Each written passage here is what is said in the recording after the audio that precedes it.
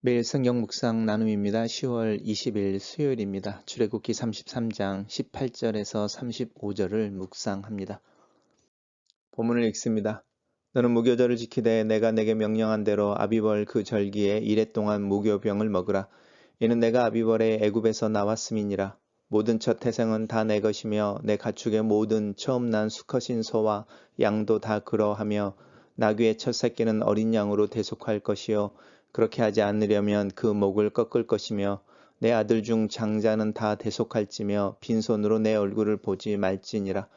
너는 엿새 동안 일하고 일곱째 날에는 쉴지니 밭 갈 때나 거둘 때에도 쉴지며 칠칠절 곧 맥추의 초실절을 지키고 새말에는 수장절을 지키라. 너희의 모든 남자는 매년 3번씩 주 여호와 이스라엘의 하나님 앞에 모일지니라. 내가 이방 나라들을 내 앞에서 쫓아내고 내 지경을 넓히리니 내가 매년 3번씩 여호와 내 하나님을 뵈려고 올 때에 아무도 내 땅을 탐내지 못하리라. 너는 내 제물의 피를 유교병과 함께 드리지 말며 유월절 제물을 아침까지 두지 말지며 내 토지 소산에 처음 익은 것을 가져다가 내 하나님 여호와의 전에 드릴지며 너는 염소 새끼를 그 어미의 젖으로 삼지 말지니라. 여호와께서 모세에게 이르시되 너는 이 말들을 기록하라. 내가 이 말들의 뜻대로 너와 이스라엘과 언약을 세웠음이니라 하시니라. 모세가 여호와와 함께 40일 40야를 거기 있으면서도 떡을 먹지 아니하였고 물도 마시지 아니하였으며 여호와께서는 언약의 말씀 곧 십계명을 그 판들에 기록하셨더라.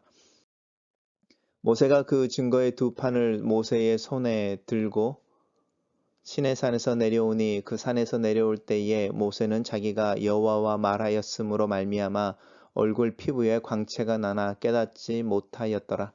아론과 온 이스라엘 자손이 모세를 볼 때에 모세의 얼굴 피부에 광채가 남을 보고 그에게 가까이 하기를 두려워하더니 모세가 그들을 부르매 아론과 회중의 모든 어른이 모세에게로 오고 모세가 그들과 말하니 그 후에야 온 이스라엘 자손이 가까이 오는지라. 모세가 여호와께서 시내산에서 자기에게 이르신 말씀을 다 그들에게 명령하고 모세가 그들에게 말하기를 마치고 수건으로 자기 얼굴을 가렸더라.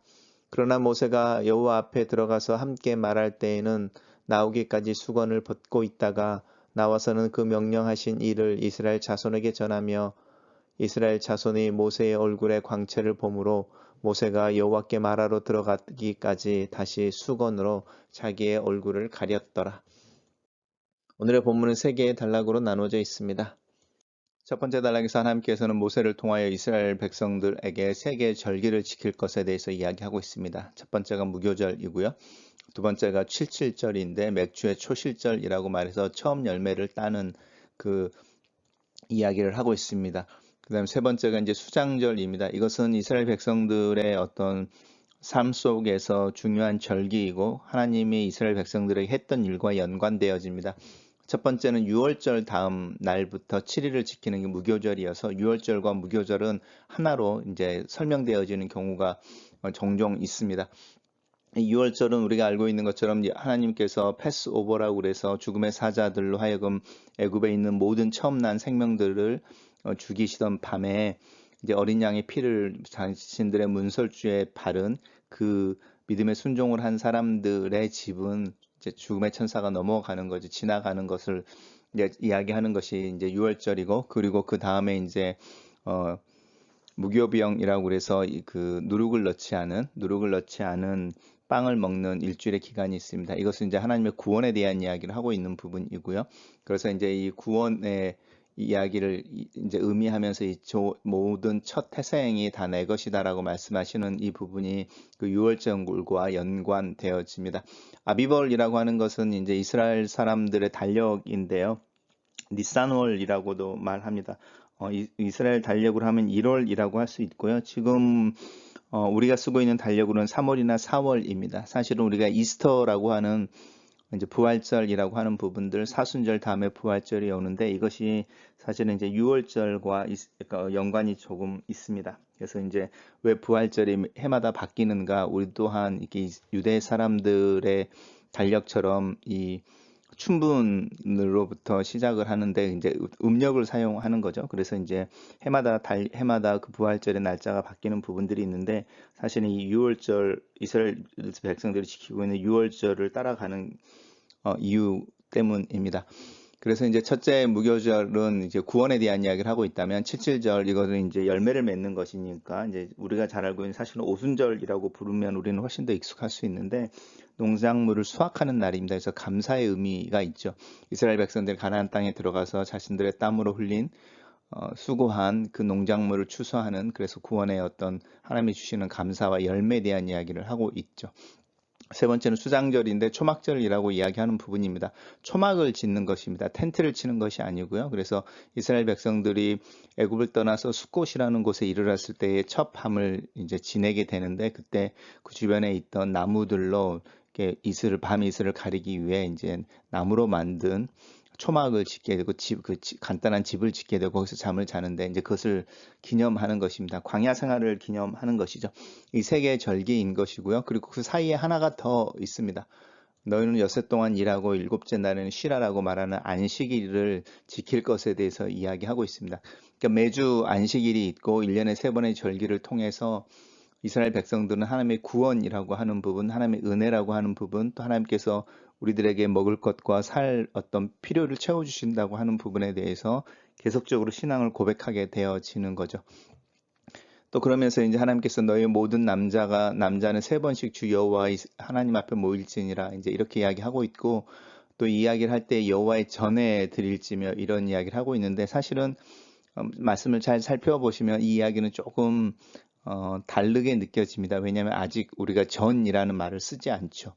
여호와의 전이라는 말을 쓰지 않죠. 이건 성전을 의미하는 거니까요. 성전은 우리가 알고 있는 것처럼 솔로몬 때에 지어지는 것인데 이 성전에 대한 개념들이 나오고 있고 또 이스라엘 백성들이 하루 1년에 3번씩 하나님 앞에 모인다고 하는 것은 어느 모이는 장소가 있는 것이죠. 예루살렘이라고 하는 그래서 예루살렘에 올라가야 하는 그래서 그 예루살렘에 있는 성전에서 하나님을 예배하는 것, 이제 이런 뉘앙스가 이제 그 두 번째 언약의 형태로 주어지는 부분 속에 이미 들어가 있어서 어떤 학자들은 이제 이런 부분들 속에 어떻게 이야기할까요? 이렇게 모세 당시에 이렇게 시내산 율법이라고 이야기하는 그 부분과 두 번째 갱신되어지는 언약 속에는 조금 다른 역사적으로 나중에 좀 내용들이 첨가되어져 있다. 또 그런 내용들이 암시되어져 있다. 이제 이렇게 이야기하기도 합니다. 어쨌든 그렇게 하나님을 섬기려고 할 때 이제 모든 남자들이 자신들의 가정이나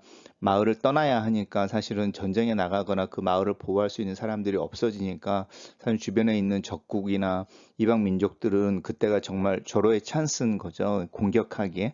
그래서 이제 하나님께서 말씀하시는 거죠. 너희가 그렇게 1년에 3번씩 여호와 하나님을 뵈려고 올 때에 아무도 네 땅을 탐내지 못하게 이렇게 보호해 주겠다라는 이야기를 분명하게 하고 계십니다. 단락을 요약해 보겠습니다. 매년 세 개의 절기를 지키고 그때마다 하나님 앞에 모일지라 하나님께서 너희를 지키고 축복하시리라 이렇게 요약했습니다.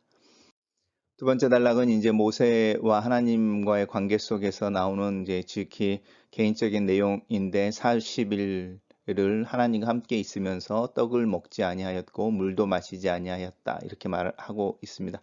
단순히 금식했다는 이야기를 하는 게 아닌 거죠. 그러니까 그 광야를 지내면서 이스라엘 백성들이 만나를 먹음으로 또 하나님의 공급하시는 물 속에서 생존했던 것처럼 모세도 특별히 하나님의 임재 가운데서 이렇게 우리가 가지고 있는 일반적인 육체적인 필요라고 하는 가장 근본적인 그런 필요들이 사실은 하나님과 함께 있을 때에 더 이상 그런 필요가 없었다라고 말하는 부분입니다. 여기서 이제 하나님께서 언약의 말씀을 이제 그 판에 기록해 주시는 거죠. 그리고 이 판은 모세가 하나님의 명령을 따라서 직접 만들어서 시내산에 올라갔던 두 번째 돌판인 것이고요. 그래서 이 말의 뜻대로 내가 너와 이스라엘과 언약을 세운다라고 말씀하시면서 언약의 갱신에 대한 이야기를 하고 있습니다. 단락을 요약해 보겠습니다. 하나님께서 모세에게 하나님과 이스라엘 사이의 언약을 기록하라고 하신다. 모세가 40일을 하나님과 함께 하고 하나님께서 십계명을 만들어 주신다. 이렇게 요약했습니다. 세 번째 단락입니다. 이제 그 증거의 두 판을 가지고 시내산을 내려오는데 이번에는 시내산 밑에서 사실은 똑같이 40일이 지났지만 뭐 이제 금송아지를 숭배하거나 이제 이런 일은 없는 것이죠. 그리고 모세가 이제 그렇게 내려올 때 하나님과 40일 동안 있음으로 말미암아 그 피부에 광채가 나타났다라고 하는 부분입니다. 하나님으로 인하여 하나님의 영광이 또 모세가 그렇게 40일 있는 동안에 사실은 인간과는 다른 굉장히 초자연적인 어떤 부분들을 경험하고 또 하나님과 함께 있음으로 어떤 면에서는 하나님과 비슷하게 아니면 하나님과 같이 이렇게 되어진 부분에 대한 이야기를 하고 있습니다. 재미있는 것은 이제 이 광채가 났다, 얼굴 피부에 광채가 났다라고 이야기하는 부분을 이렇게 라틴어로 번역되어진 불가타 그 성경에서는 이거를 뿔로 설명합니다. 그래서 혹시 인터넷이나 뭐 이런 데를 이렇게 찾다가 모세의 머리에 뿔이 생겼다, 예수 하나님과 40일 함께 있다가 내려올 때 이제 이런 이야기가 사실은 인터넷에 돌아다니기도 하는데요. 그 라틴어 성경에서 이 피부에 광채가 났다는 이야기를 모세의 머리에 뿔이 돋았다, 이제 이런 식으로 번역을 해 놔서 그렇습니다. 아마 이 광채라고 하는 부분이 우리가 알고 있는 할로라고 그러는데 이렇게 둥근 형광등처럼 뒤에 이렇게 있는 그런 식의 광채가 아니었고 오히려 이렇게 좀 뾰족하게 머리에 이렇게 좀 이렇게 정전기가 일어난 것처럼 아마 그렇게 좀 광채가 일어나지 않았나, 이제 이렇게 제 상상입니다. 그렇게 상상해 봅니다. 어쨌든 이제 그 광채의 모습을 보면서 이제 이 모세인지 아닌지, 또 모세가 정말로 산 사람이 죽은 사람인지, 소위 말하는 귀신인지 아닌지, 이제 여러 가지 문제들, 또 그런 의심들이 들어서 이제 가까이 다가오지 못하는 것이죠. 그러니까 모세가 예수님이 변화산에서 이렇게 변화되어졌을 때의 빛으로, 그러니까 광채 속에 있으셨는데 그것과의 동일한 정도는 아니지만 그런 비슷한 모습을 보였을 때에 모세의 그 변한 모습이 사람들에게 두려움을 줬다, 이제 이런 부분들에 대한 이야기합니다. 그래서 처음에는 가까이 가지 않고, 그래서 그 모세가 아론과 이제 장로들이죠, 70 장로들을 불러서 먼저 모세에게 나오게 하고 그들과 이야기하니까 아, 모세구나라고 이제 확인한 이스라엘 백성들이 모세에게 나옵니다. 그리고 그렇게 나올 때 이제 하나님께서 모세에게 시내산에서 이르신 이야기들을 다 명령하는 거죠. 그 언약이 선포되어지는 것입니다. 그리고 그들에게 말하고 나올 때의 수건으로 자기 얼굴을 가렸다. 그렇지만 하나님께 모세가 들어가서 말할 때는 나오기까지 수건을 벗고 있었다, 이렇게 말하는데요. 여전히 하나님의 어떤 영광 또 임재 가운데 있을 때에 친구 대 친구라고 말하는 그 대화의 모습 속에서 모세의 어떤 특별함에 대한 이야기를 이 광채의 이야기로 하고 있습니다. 그리고 하나님께서 명령하신 일을 전한다라고 하는 부분이고요. 이런 일들이 어디서 일어났을까? 우리가 기억하는 이 금송아지 사건 이후에 모세가 장막을 취하여서 이스라엘 진 밖에다 그 텐트를 치고 그 텐트를 이렇게 회막이라고 불렀잖아요. 모임의 장소, 만나는 장소. 그래서 여호와를 경외하는 자들이 다 그리 나왔다고 할 때 그 회막입니다. 아직은 성막이 완성되어지지 않을 때 그곳에서 하나님을 정기적으로 만나고 또 하나님께서 말씀하시는 부분들을 이스라엘 사람들에게 전달하는 부분에 대한 이야기들이 기록되어져 있습니다. 단락을 요약해 보겠습니다. 모세가 십계명이 적힌 돌판을 가지고 내려올 때 그의 얼굴에서 광채가 났고 모세는 하나님께서 하신 말씀을 모두 백성들에게 말한다, 이렇게 요약해 봤습니다. 첫 번째 묵상 포인트입니다. 하나님께서 이스라엘에게 세 개의 축제 절기를 지킬 것을 명령하신다. 하나님의 구원과 광야 생활, 수학에 대한 감사를 기념하는 날이다. 절기는 일상의 분주함과 일상의 무감각함에서 잊고 있었던 중요한 내용을 상기시켜주는 효과가 있다. 규칙적으로 반복되어지는 절기와 주일 예배는 하나님의 은혜를 기억하게 하고 상기시켜주는 효과가 있다. 반복은 무의미함이나 지루함이 아니라 의미를 상기하고 믿음을 자극하기 위함이다. 말씀 묵상도 사실은 반복의 형태를 띠며 때로는 지루하고 때로는 건너뛸 때도 있다. 하지만 하나님 앞에 반복하여 서는 경험은 하나님의 사랑과 은혜를 더 기억하게 하고 상기시켜준다. 하나님의 말씀 앞에 반복하여 서는 경험은 나를 하나님에게로 이끌려 가도록 자극해준다. 말씀의 자석처럼 나를 하나님에게로 가까이 끌어당겨 준다. 내 삶에도 하나님의 말씀에 순종하여 절기를 지키는 동안에 하나님께서 그들을 지키고 그들의 땅을 지켜주신다는 약속이 내 삶에서 현실이 되기를 기도해 본다. 두 번째 묵상 포인트입니다. 금송아지 숭배 사건으로 인해 깨어져 버린 언약이 갱신된다. 하나님께서 모세를 통해 십계명을 다시 새겨 주신다. 한 지도자의 목숨을 건 중보기도와 하나님의 성품을 알고 하나님의 마음을 아는 이의 중보기도의 힘을 본다. 40일의 음식을 먹지 않고도 하나님과 함께한다는 이유 하나만으로 생명이 유지되어지고 건강이 유지된다. 모세의 그런 영성을 담기를 원한다. 하나님께서 친구와 이야기하듯이 만나주시는 그 모세의 그 시간이 부럽다. 이 시대에도 여전히 하나님은 말씀하시고 자기의 백성을 세우신다. 이 하나님의 일하심, 하나님의 마음이 머무는 곳에 나도 함께 하기를 기도한다. 세 번째 묵상 포인트입니다. 모세의 얼굴에 나타난 하나님의 영광이 광채로 나타난다. 하나님과 함께 있는 자는 하나님의 성품을 닮을 뿐만 아니라 하나님의 영광을 나타낸다. 믿음의 사람들은 그렇게 얼굴이 환했다. 하나님의 영광으로. 하지만 신앙생활이 길어지고 목회 시간이 길어질수록 내 얼굴은 어두워지고 마음은 좁아지는 것 같다. 모세의 수건과는 다른 의미로 내 얼굴을 수건으로 가리는 것을 종종 깨닫게 된다. 하나님 앞에 내 연약함을 고백하고 하나님이 내 삶과 교회의 주인임을 다시 고백한다. 주인 되신 하나님 앞에 서는 시간을 확보하고 하나님과 대화하는 일에 최우선을 둬야 한다. 내가 하는 일은 하나님께서 시키시는 일이어야 하고 내가 하는 일은 하나님의 평가에 의해서 의미가 결정된다는 것을 다시 한번 기억해 본다. 이 책임이 막중하고 그래서 두렵고 겸손함으로 이 아침에 하나님 앞에 서서 긍휼을 구한다. 글로 쓰는 기도입니다. 살아계신 하나님, 반복되는 주일과 내 일상에서의 말씀 묵상의 시간이 지루하거나 무감각하게 반복되어지는 시간이 되지 않도록 도와주시옵소서. 주님 앞에 습관처럼 반복하여서는 시간을 확보하고 그 시간과 장소를 지키는 중에 하나님을 만나게 하시고 하나님께서 행하신 일을 더 깊이 이해하고 내 마음과 내 삶이 하나님 곁으로 더 가까이 다가갈 수 있도록 나를 인도하여 주시옵소서. 믿음으로 하나님 말씀 앞에 서서 내 마음을 내어 드릴 때 나로 하나님을 더 알게 하시옵소서. 내 자신을 하나님의 관점에서 보고 더 잘 이해할 수 있도록 도와주시옵소서. 내 삶에 하나님의 영광이 나타나기를 기도합니다. 나를 가르치시고 인도하여 주시옵소서. 성령께서 나를 하나님의 사랑에 매이게 하시고 겸손함으로 하나님과 동행하는 하루를 살게 도와주시옵소서. 예수님 이름으로 기도합니다.